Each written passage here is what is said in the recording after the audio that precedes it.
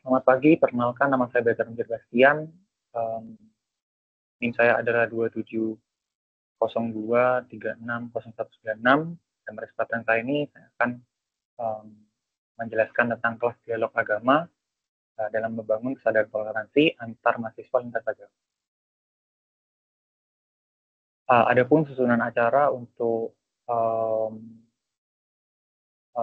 presentasi hari ini, jadi pada pertama kali saya akan menjelaskan tentang latar belakang, lalu kemudian saya akan menjelaskan rumusan masalah, lalu kemudian saya akan membahas mengenai um, hasil hasil pengamatan saya dan solusinya juga termasuk. Kemudian saya akan memberikan kesimpulan dan yang terakhir adalah refleksi. Oke, kita mulai dari latar belakang.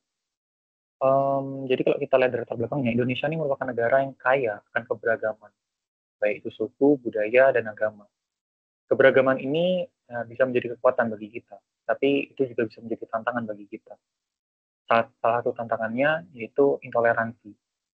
Dalam beberapa tahun terakhir, kita melihat bahwa ada banyak sekali kasus intoleransi di generasi muda, khususnya di lingkungan mahasiswa.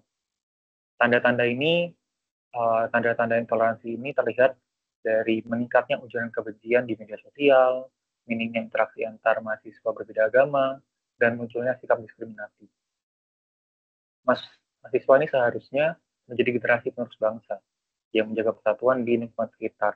Akan tetapi, realitasnya berbanding terbalik, di mana banyak mahasiswa menunjukkan perilaku intoleran. Hal ini terbukti dari pemahaman yang lemah tentang pentingnya toleransi dari mereka dan kerentanan terhadap pengaruh radikalisme dan prasangka buruk dan diskriminasi. Oleh karena itu, di lingkungan mahasiswa itu perlu diciptakan dialog damai, yang mana itu sebagai sarana untuk menjaga perdamaian antar agama. Nah, melalui ruang dialog ini, mahasiswa itu tidak hanya belajar mengenai keberagaman agama di Indonesia saja, tapi mereka juga didorong untuk memiliki nilai keadilan, empati, dan kerjasama lintas agama. Nah, melalui ruang dialog agama ini, tentu saja ini sejalan atau berkaitan dengan SDGs nomor 16 yang berfokus pada peace, justice, and strong into institution. Ya.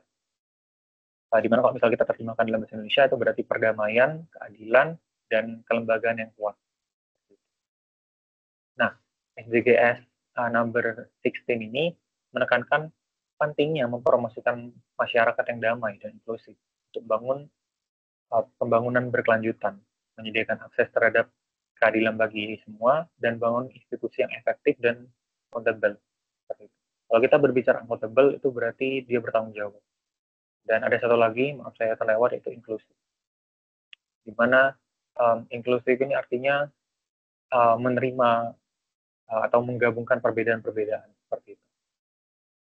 Nah, melalui penguatan toleransi antaragama dan penciptaan ruang dialog damai di kalangan mahasiswa, proyek ini berkontribusi langsung pada upaya membangun keadilan, empati, dan kerjasama sesama antar lintas agama. Ya, tentu saja di lingkungan pendidikan tinggi terlebih dahulu. Begitu. Lalu ada pun rumusan masalah yang saya susun, yaitu ada 3. Yang pertama itu mengapa toleransi antar mahasiswa lintas agama penting untuk diperkuat di lingkungan pendidikan.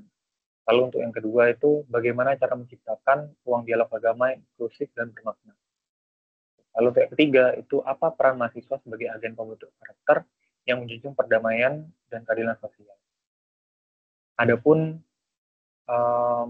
hasil temuan yang saya temukan di lapangan, saya rangkum menjadi 3 poin. Observasi ini awalnya dilakukan di lingkungan BINUS, di BINUS atau BINUS Nusantara, di mana kita ingin memahami kondisi nyata terkait perilaku mahasiswa dalam menjalani interaksi lintas agama. Berdasarkan hasil pengamatan, itu menunjukkan bahwa secara umum, mahasiswa BINUS ini telah menerapkan sikap toleransi di lingkungan kampus. Hal ini tampak dari interaksi sehari-hari antar mahasiswa yang berbeda, meskipun berbeda agama. Baik di kegiatan akademik maupun non-akademik. Nah, mahasiswa ini terlihat saling menghargai perbedaan lah gitu, dan juga di sana terus mereka saling bekerja sama, baik itu dalam tugas kelompok seperti itu.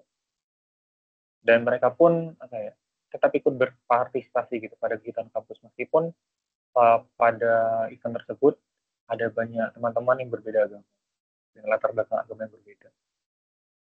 Nah, selain itu, kita juga melihat bahwa di BINUS ini ada mata kuliah agama ya, seperti itu, character building agama.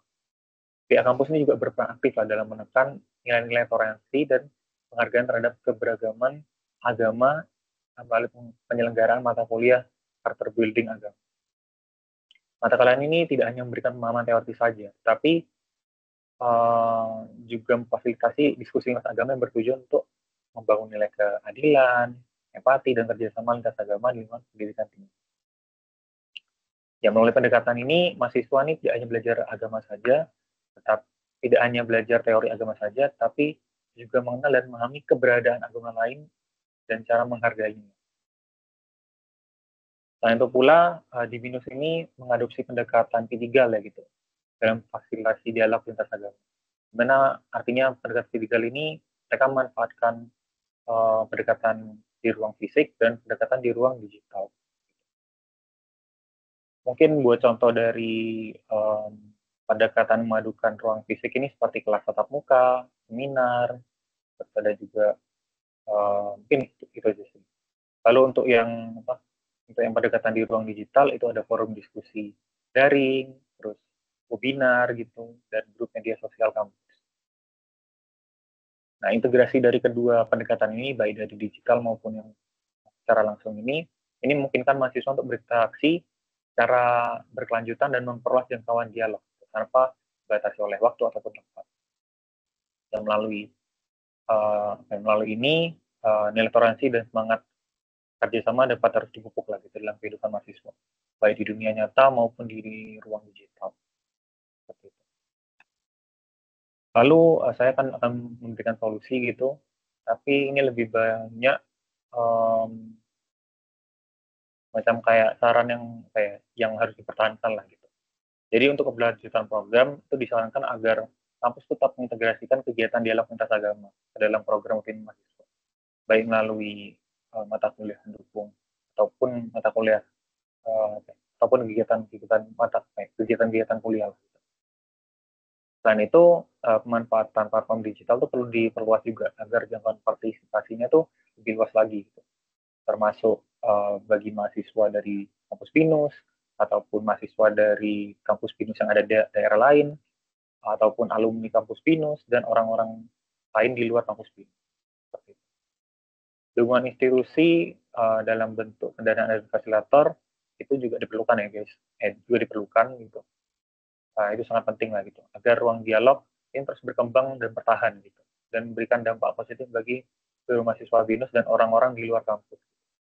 Karena ya kita butuh tenaga kerja gitu, dan butuh biaya juga, sehingga perlu bantuan secara finansial dan tenaga terlatih juga tetap bertahan dan berkembang. Lalu untuk yang terakhir, kesimpulan, jadi melalui proyek kelas dialog agama ini menunjukkan bahwa toleransi lintas agama merupakan fondasi penting untuk membangun nilai keadilan, empati, dan kerjasama lintas agama di lingkungan pendidikan tinggi. Nah, melalui observasi, wawancara, dan kajian literatur, ditemukan bahwa mahasiswa itu memiliki potensi besar untuk menjadi agen perdamaian jika diberikan ruang dialog yang aman, inklusif, dan bermakna. Proyek ini juga membuktikan bahwa pendekatan berbasis digital, itu di ruang digital dan di ruang fisik, itu mampu memfasilitasi pertukaran pemikiran dan membangun nilai keadilan, empati, dan kerjasama di lingkungan kampus antar agama, lintas agama. Sekian yang bisa, lalu ada refleksi diri juga. Saya berikan 2 poin, jadi untuk refleksi diri ini, saya jelaskan praktek dan interaksi sehari-hari. Untuk menciptakan ruang dialog dan lintas agama itu diperlukan strategi yang matang dan keterlibatan aktif dari semua pihak. Toleransi itu tidak hanya belajar melalui konsep saja, tapi juga ada praktek dan interaksi di dalam kehidupan sehari-hari. Kita dapat mempraktekkan toleransi ini dengan memberi ruang terbuka bagi setiap individu untuk berbicara dan mendengar agama mereka. Tidaknya melalui dialog damai tersebut, perbedaan agama itu apa ya, menjadi kekuatan dan ada apa ya, rasa saling hargai, empati dan keterbukaan di antara mereka. Lalu apa, melalui proyek ini juga kita belajar bisa apa ya, melakukan ruang dialog di apa ya, di dunia daring dan di dunia nyata gitu melalui pendekatan P3. Oke, mungkin sekian yang bisa saya sampaikan. Saya ucapkan terima kasih.